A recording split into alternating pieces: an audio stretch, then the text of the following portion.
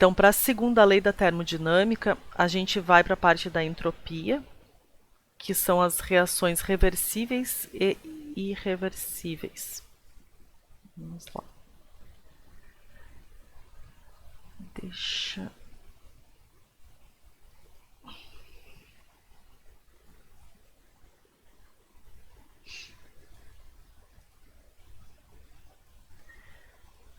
Ok. Deixa eu fechar esse. Uma janela.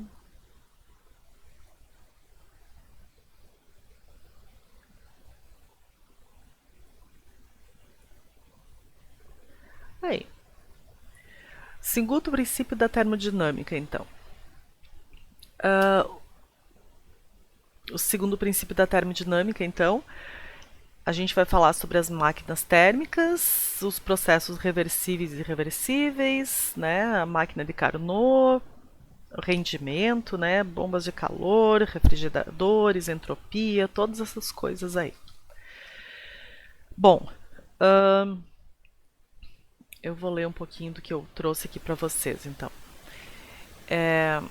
Do ponto de vista da engenharia, talvez a aplicação mais importante dos conceitos dessa parte da física é a eficiência limitada das máquinas térmicas.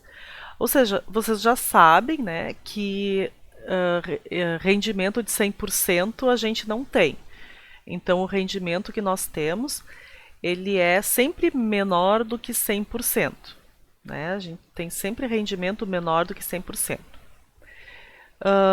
Um dispositivo muito útil para a gente compreender a segunda lei da termodinâmica é a máquina térmica, que a gente trabalha com as máquinas térmicas. O que vem a ser essa máquina térmica? É um dispositivo que vai converter essa energia térmica, essa energia interna, em outras formas úteis de energia, principalmente a energia cinética, ou seja, vai converter esse calor, essa energia térmica, em movimento. A locomotiva a vapor obtém essa energia por meio da queima da madeira de carvão ou carvão. A energia gerada transforma a água em vapor que propulsiona a locomotiva. Hoje em dia, né, pessoal, as locomotivas modernas utilizam óleo diesel em vez de madeira, né? Não utilizam mais madeira. Bom,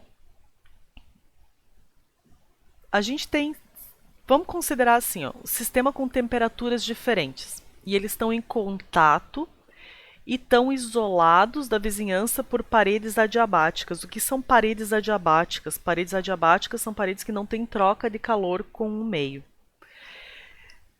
Eles estão em contato. O corpo A, que é esse corpo aqui, o primeiro corpo aqui, e o corpo B. O corpo A tem uma temperatura maior do que o corpo B. Quando eles postos em contato, o que vai acontecer? Eles vão trocar calor, né? Até eles atingirem uma temperatura de equilíbrio, um equilíbrio termodinâmico. Vai ter um fluxo de calor do corpo A para o corpo B, até eles atingirem um equilíbrio termodinâmico. A energia total do sistema vai permanecer sempre constante. Conservação da energia. Será, pessoal? Aí eu botei dois questionamentos aqui. Ó. Se a gente pensar no processo inverso, o que é o processo inverso? O B passar calor para o A, é possível? Será que é possível? Que a gente fala que o calor, né, é uma energia que vai fluir do corpo de maior temperatura para o de menor temperatura, até os dois atingirem o equilíbrio térmico, né? Termodinâmico, equilíbrio térmico. Agora, é possível o corpo B passar calor para o corpo A, que é o corpo que tem menos temperatura? Será que é possível? De forma natural, não é possível. O que determina o que determina o sentido que o processo natural terá que determina esse sentido, né? Que determina a temperatura, né, pessoal? Temperatura que determina esse sentido. Então, de forma natural, o processo inverso não é possível, certo? E o que determina esse sentido é a temperatura, porque o calor depende dessa diferença de temperatura. Então, a gente tem processos que são reversíveis e processos que são irreversíveis. A segunda lei da termodinâmica, ela determina o sentido preferencial do processo termodinâmico, tá? E essa segunda lei da termodinâmica introduz uma função de estado chamada de entropia. Entropia que permanece constante ou aumenta em qualquer processo possível em um sistema isolado. Tá? Os processos termodinâmicos que ocorrem na natureza são todos irreversíveis. Esses processos são aqueles que ocorrem em determinado sentido e não ocorrem no sentido contrário. Por exemplo, dissipação da energia mecânica. A gente, quando perde energia mecânica, não tem como colocá-la de volta. Não tem como voltar e colocar a energia mecânica. Troca de calor. A troca de calor não tem como voltar e colocar, fazer o contrário. Uma expansão livre, uma mistura de espécies químicas diferentes ou algumas reações químicas são irreversíveis, não tem como fazer. Sabe? Se fazer uma reação química, tu não tem como desfazer aquela reação química. Tá? Então são processos irreversíveis. Tá?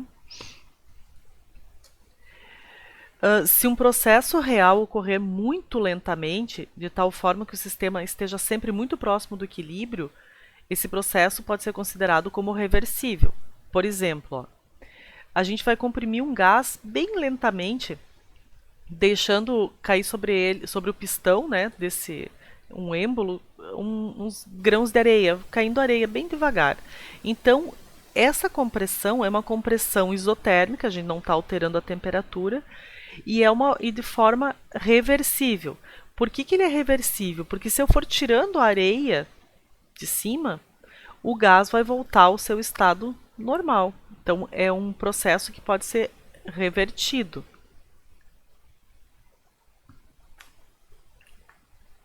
É um exemplo de processo reversível. Desordem em processos termodinâmicos. O estado aleatório ou o grau de desordem do estado final de um sistema pode ser relacionado ao sentido da realização de um processo natural. Exemplo, um catálogo ou uma apostila que as folhas estão soltas, jogadas assim, tá? É uma desordem, as folhas jogadas.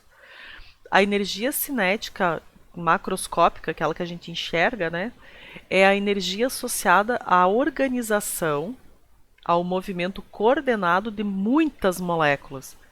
Porém, a transferência de calor envolve variações de energia do estado aleatório, ou o movimento molecular desordenado, lá nas moléculas, tá? Logo, a conversão da energia mecânica em calor envolve um aumento de desordem do sistema. Ou seja, todas as moléculas estão em movimento. Então, se a gente vai aumentando o calor dessas moléculas, né, a energia lá dentro, a desordem desse sistema aumenta. Tá? Então, a gente enxerga um movimento ordenado em forma de energia cinética, porém, em forma molecular, é um caos. Resumindo. Na forma molecular, essa energia cinética que a gente enxerga macroscopicamente, ordenada em forma molecular, é um caos molecular de movimento. Tá? Então vamos para a máquina térmica, que é a parte do rendimento das máquinas térmicas e da segunda lei da termodinâmica.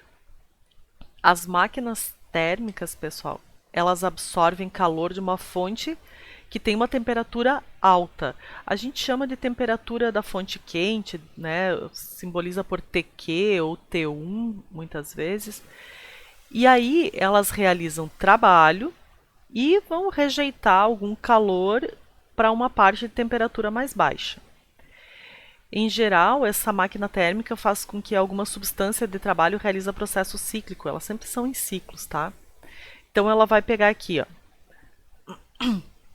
Ela vai retirar calor daqui, dessa parte quente. Aqui ela vai realizar um trabalho e vai rejeitar alguma coisa para cá. Por isso que o rendimento não é 100%, tá? Sempre vai perder alguma coisa. Trabalho realizado, que é a parte útil que a gente quer, é o trabalho, e ela vai rejeitar um pouco de calor. Então, o trabalho na máquina térmica é a diferença entre os calores recebidos da fonte quente e o rejeitado para a fonte fria. Tá? Então, esse é o trabalho na máquina térmica.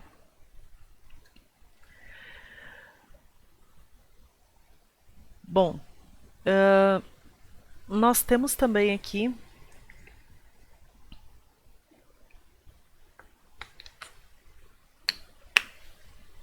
então o rendimento, né, pessoal? O rendimento de uma máquina térmica, a gente pode fazer o rendimento dele, o trabalho pela quantidade de calor da fonte quente, ou são duas formulazinhas para o trabalho. É essa aqui, trabalho não, para o rendimento. Ó. Essa aqui, rendimento a gente usa N, tá? O rendimento, trabalho sobre o calor da fonte quente, ou o menos a quantidade de calor da fonte quente, da fonte fria sobre a fonte quente. Sempre o valor menor em cima e o maior embaixo, tá? Sempre assim. Então, o rendimento pode ser calculado dessa forma aqui ou dessa forma aqui. Ó. Tanto faz uma forma ou a outra forma pro rendimento da máquina térmica. E o rendimento da máquina térmica nunca vai ser 100%, tá? Nunca vai ser 100%. Agora eu vou pro quadro porque eu quero escrever aqui alguma coisa para vocês. Espera aí. Deixa eu compartilhar o meu quadro. Uma janela aqui.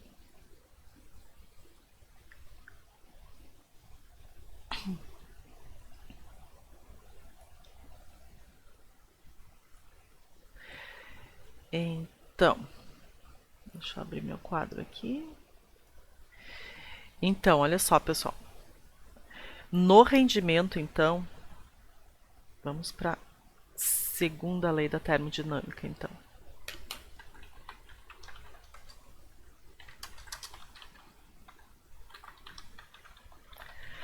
Então, a segunda lei da termodinâmica, o que nós temos? Ó? Nós temos o rendimento, vai ser o quê? O trabalho dividido pelo calor da fonte quente. Na apostila de vocês, vocês usam a fonte quente como 1, tá? Então, Q1 é calor da fonte quente.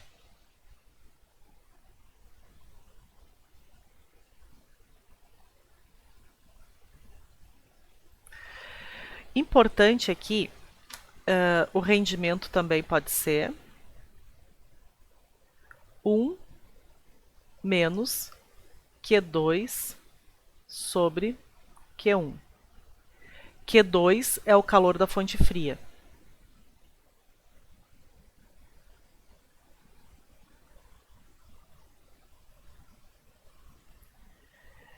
Importante também aqui, pessoal, é o ciclo de Carnot.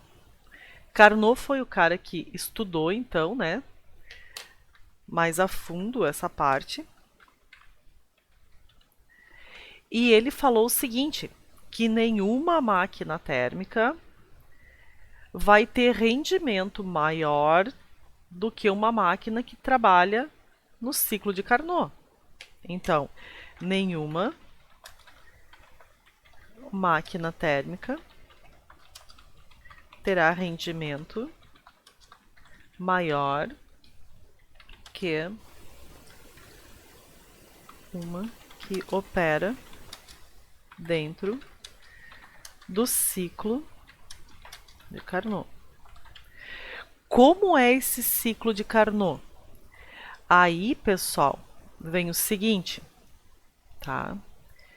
O ciclo de Carnot, ele é o seguinte.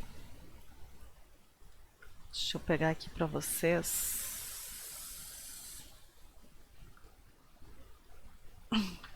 Como é o ciclo de Carnot?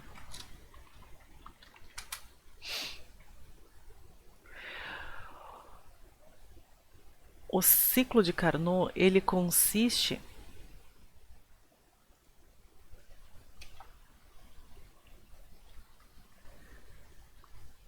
aqui. O ciclo de Carnot, ele consiste numa expansão isotérmica, tá? Então aqui, ó, começando aqui, ele consiste numa expansão isotérmica, depois uma expansão adiabática, depois uma compressão isotérmica e uma compressão adiabática. Isso aqui é um gráfico clássico. Nossa, é um gráfico clássico do ciclo de Carnot. Então, o ciclo de Carnot consiste numa expansão isotérmica, uma expansão adiabática, uma compressão isotérmica e uma compressão adiabática. Esse aqui é o gráfico do ciclo de Carnot. E o ciclo de Carnot, o rendimento de uma máquina que opera no ciclo de Carnot, ela é calculada da seguinte forma, assim, ó. É 1 menos a temperatura da fonte fria dividido pela temperatura da fonte quente. Essa aqui é o rendimento de uma máquina que opera dentro do ciclo de Carnot. Então, essa forma aqui é a forma que a gente calcula o rendimento de uma máquina que opera dentro do ciclo de Carnot. Tá? Ciclo de Carnot, então, é o rendimento máximo. Ciclo de Carnot é o rendimento máximo de uma máquina térmica. Ciclo de Carnot, então, é o rendimento máximo de uma máquina térmica. Então, para a gente achar o rendimento máximo, a gente calcula aqui. Ó. Esse aqui é o rendimento máximo.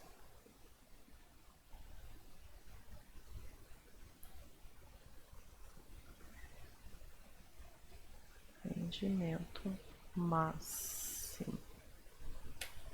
Tá? Então, nós temos uma expansão isotérmica, expansão adiabática, compressão isotérmica e compressão adiabática no ciclo de Carnot. Eu vou pegar aqui da apostila de vocês um exemplo para a gente fazer. Vamos lá, deixa eu ver aqui, cadê a apostila?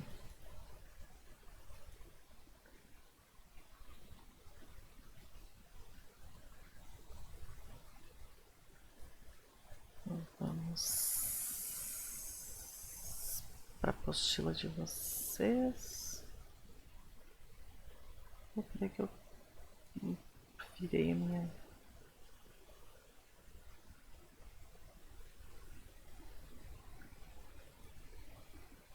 Olha o que eu estou compartilhando aqui, mudou meu. Aqui. Na apostila de vocês está lá na página 164. Professor, por que do T1 até o T2 é uma expansão adiabática? Do T1 para o T2, porque a curva, eu vou numerar aqui para você, ó. Por exemplo, aqui eu vou chamar de A, aqui de B, esse pontinho aqui de B, esse pontinho de C e esse pontinho aqui de D. Do A para o B é uma curva chamada de isoterma. E do D para o C é outra curva chamada de isoterma. Essas curvas que pulam de uma isoterma para outra são adiabáticas. É uma transformação chamada de adiabática, tá? Uhum. Ela, isso aqui são isotermas, ó. Aqui e aqui. Quando pula de uma isoterma para outra, que são adiabáticas. Fica na página 164 da apostila de vocês. Eu vou pegar aqui para a gente fazer o exemplo.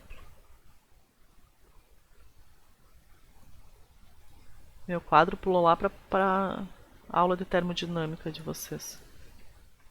Vamos ver.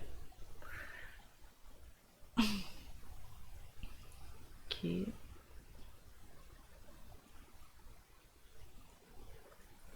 Aqui.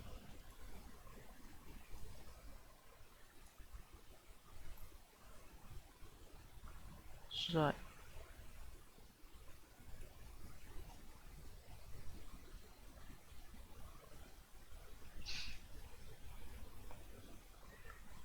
Então, continuando.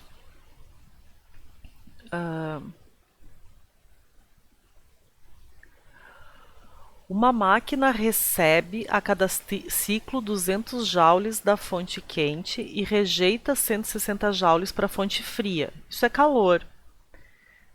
Então, ela ela recebe, então esse aqui é o calor da fonte quente, 200 joules, e recebe da fonte fria. Eu gosto de botar quente e fria, tá? Na apostila de vocês têm 1 e 2. Tanto faz. Supondo que a frequência de realização dos ciclos seja de 10 Hz, determine a energia útil obtida a cada ciclo.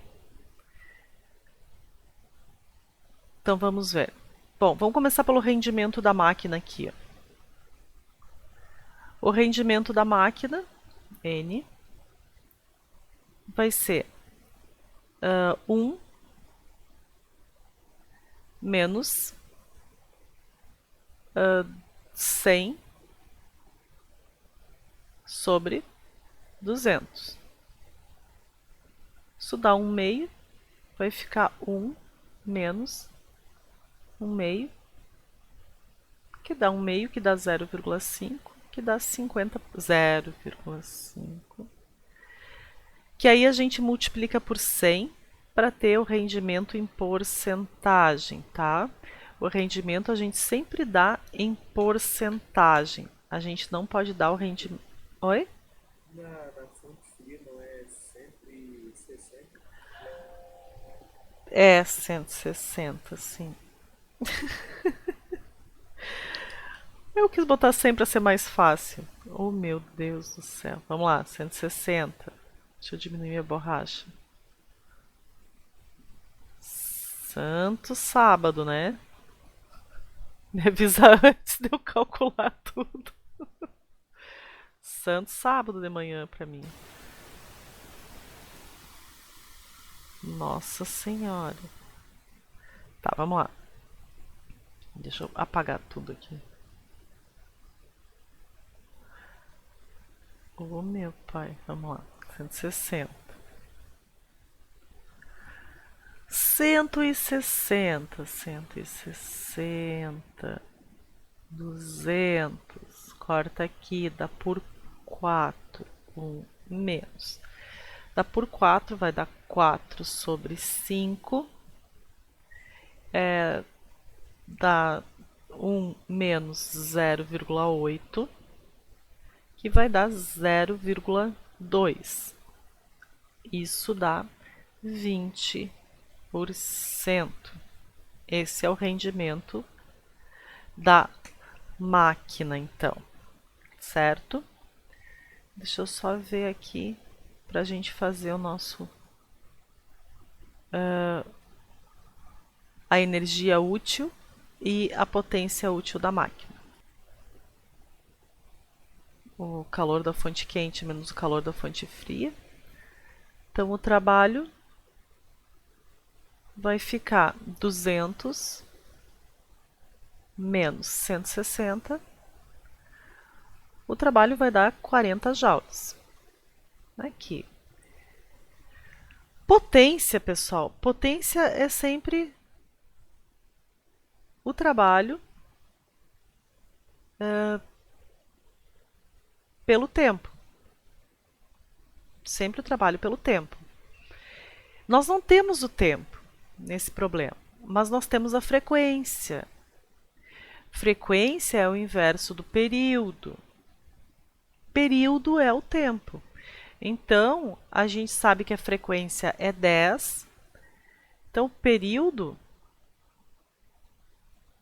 vai ser 1 sobre f. Então, nosso período, que vai ser o tempo que essa máquina fica trabalhando, vai ser 1 sobre 10, vai ser 0,1 segundos. Então, a nossa potência aqui vai ser 40 dividido por 0,1, vai ficar 400 joules, tá? Então, tá aqui o nosso probleminha, nosso exemplo da apostila. Alguma dúvida nesse aqui? Ou tranquilo? Tranquilo? Tá ok, então. Vamos fazer algumas atividades da apostila? Eu dou um tempinho para vocês fazer, e a gente pode ir resolvendo. Quiserem fazer, tem, deixa eu ver, o número 7, que é de segunda lei da termodinâmica. Então, vocês podem fazer o número 7, eu puxo ele aqui para nós também. O número 7 e o número 8. Deixa eu trazer eles aqui, ó.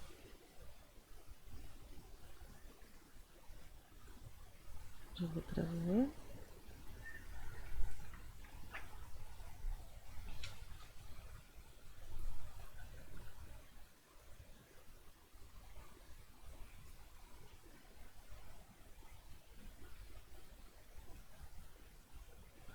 O número 7 e o número 8.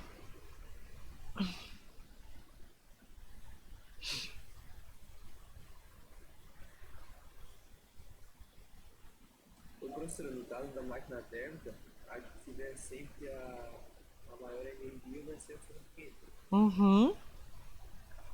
Sempre a maior temperatura e a maior energia é a quente. E é o que a gente coloca embaixo no nossa fórmula, tá? E se a temperatura tiver em Celsius, sempre transforma para Kelvin, tá? Sempre. Que a temperatura tem que estar em Kelvin.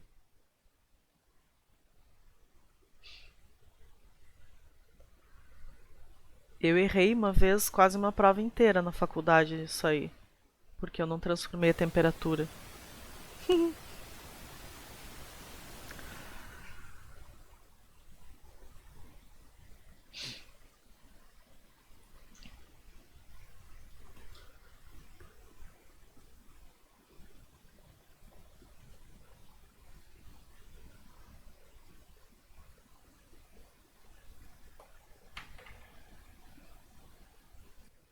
Então aqui a resposta da apostila está certinha, só a aplicação da fórmula, né? Potência aqui, aqui fica então a potência. Sair fora da. A potência vai ficar 250 watts. E aqui o rendimento, sempre em porcentagem, então, fechou 25%. E o trabalho aqui em cada ciclo, então, 350. Não tem necessidade de transformar, tá? Só se o problema pedir. Se o problema vier e pedir em unidade de sistema internacional, aí transforma. Se está tudo em caloria, pode deixar em caloria, tá? E o rendimento, então, o rendimento, aqui ficou 35%. Vamos ver, então, outra atividade para a gente aqui. Temos várias. Página 165, deixa eu ver, 164.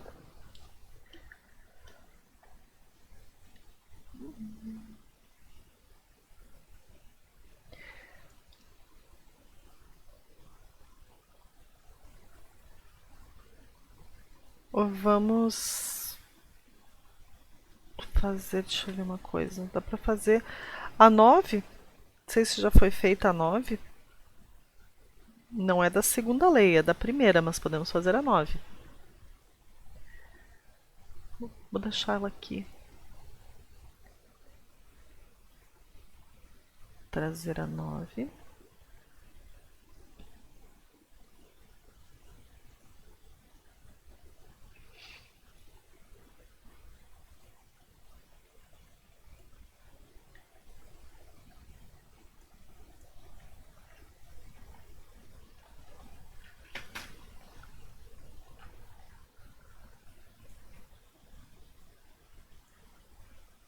Ó, a 9.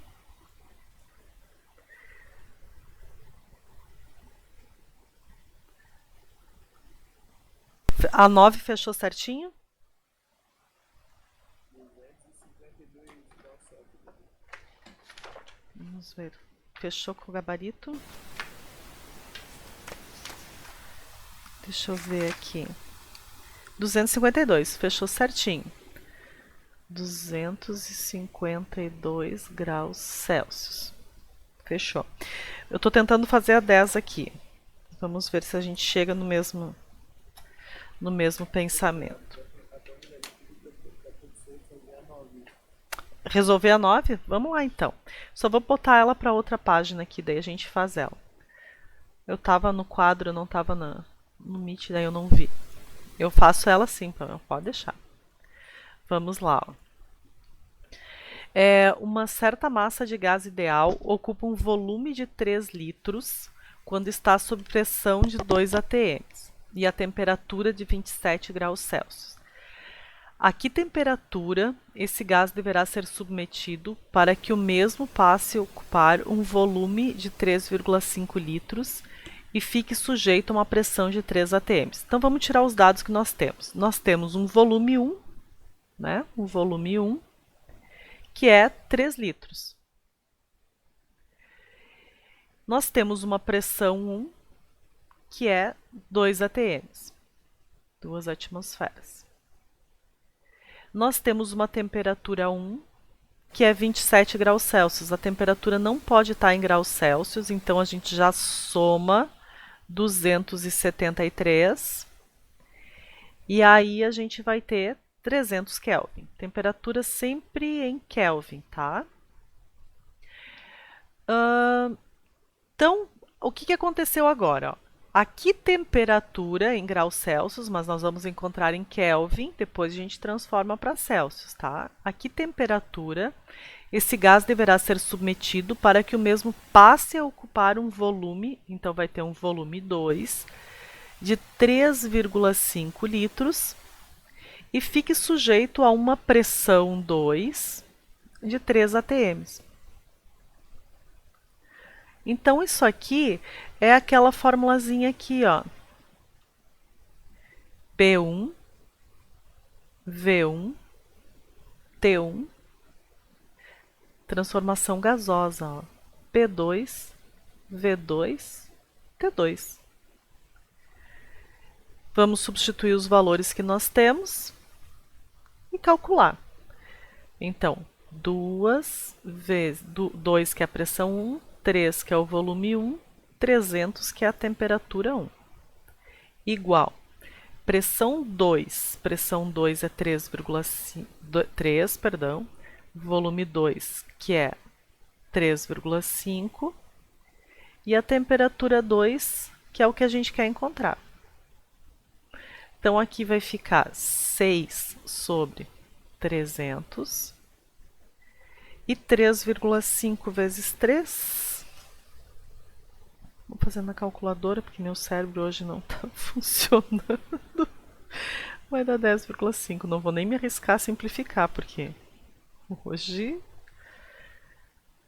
Aqui eu vou simplificar. Vai dar 1 sobre 50.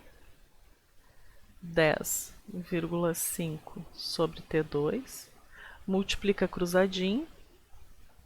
T2 vai ficar 50 vezes 10,5, vai dar 520 Kelvin. Temperatura está em Kelvin. Aí a gente vai transformar para graus Celsius, que é fazer menos 273. 525 menos 273 vai dar 252 graus Celsius. Entendeu, Pamela?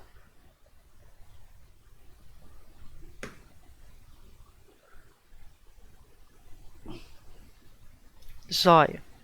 Às vezes não vem na cabeça da gente a fórmula que a gente tem que usar, né? E depois que a gente vê, ela parece, oh, era isso. Bom, vamos ver a 10, ó. Que eu estava justamente quebrando a cabeça na 10 agora, quando vocês estavam fazendo a 9. Vamos ver se a gente chega no resultado. Eu não consegui chegar no resultado exato dela. Opa, aqui. Aí se quiser com a forma de calor, né?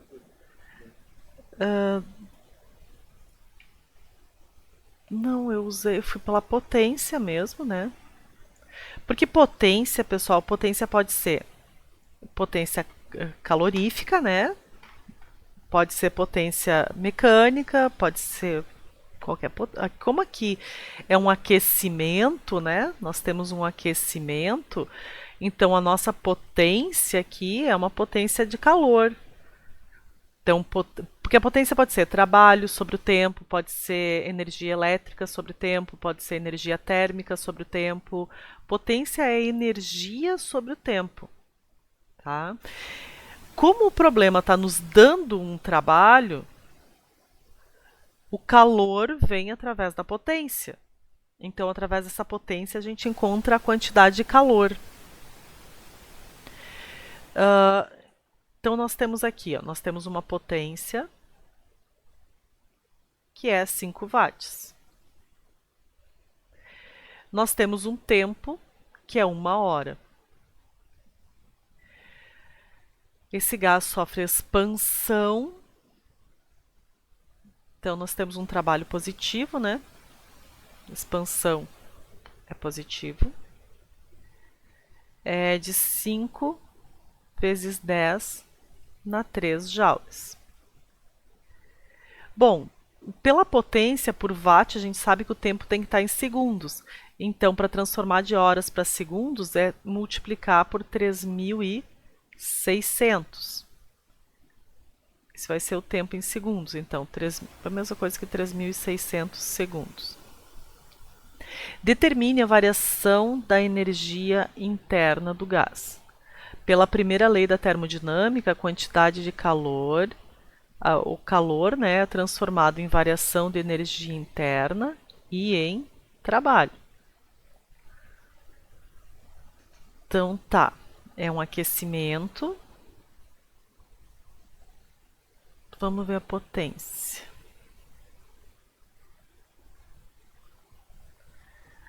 Potência, então, é o calor pelo tempo. 5 vai ser o calor dividido pelo tempo, que é 3.600. Calor vai ficar 5 vezes 3.600.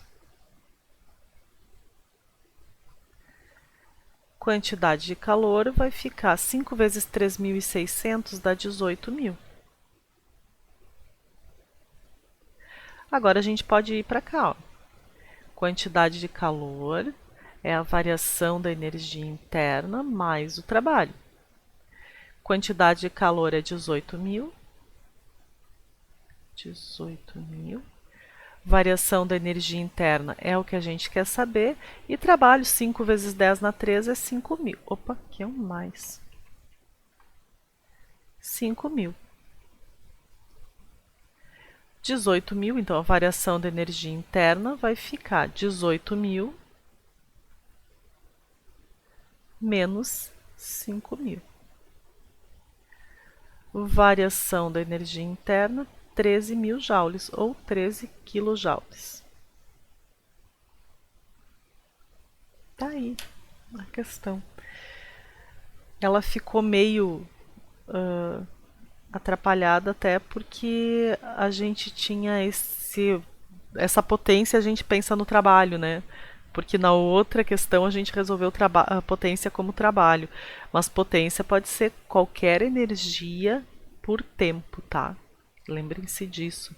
É muito importante essa dica, assim. Entenderam a 10? Ok. Vamos ver mais uma.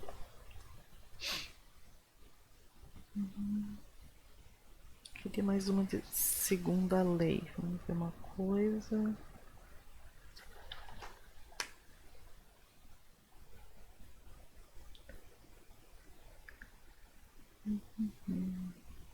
A número 18 da página 167.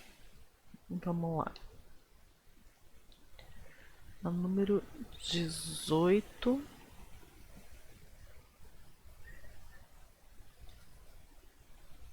da página 167. Essa aqui, ó.